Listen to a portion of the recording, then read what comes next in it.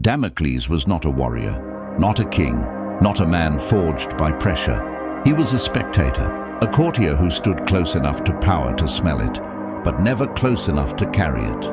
He watched the king from below the throne, saw the gold, the servants, the obedience in every room, and he spoke foolishly.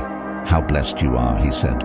"How fortunate your life must be, to command without fear, to live above all men." The king listened, and instead of arguing, he smiled.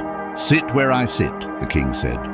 For one night, Damocles was dressed as a ruler, crowned, placed on the throne, the hall filled with luxury, tables bending under food, wine flowing without limit, music echoing off marble walls. This was the life Damocles envied.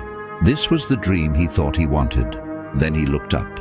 Above the throne, directly over his head, hung a sword. Not decorative, not ceremonial, real, sharp, unforgiving. No chain held it, no iron hook.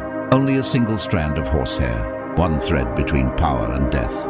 The room didn't change, but Damocles did. His hands trembled. The wine lost its sweetness. The throne pressed into his spine. Every breath became deliberate. Every second stretched. The king stepped closer. "This," he said calmly, "is what it means to rule. Power is not comfort. It is constant awareness. It is knowing that the higher you rise, the less margin you have for error." The sword was not a threat. It was a truth. Because leadership means exposure. Responsibility means vulnerability. Authority means living beneath consequences. Kings don't fear enemies the most. They fear complacency. They fear distraction. They fear the moment they stop paying attention. Damocles could not endure it. He begged to be released, to step down, to return to safety.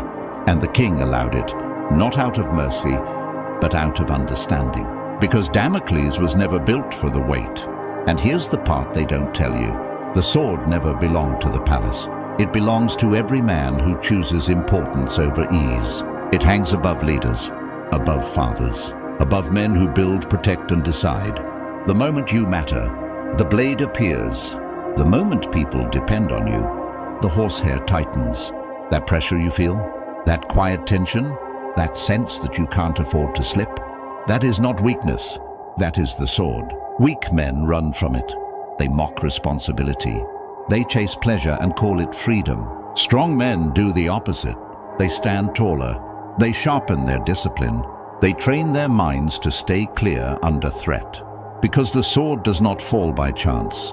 It falls when vigilance dies, when ego replaces humility,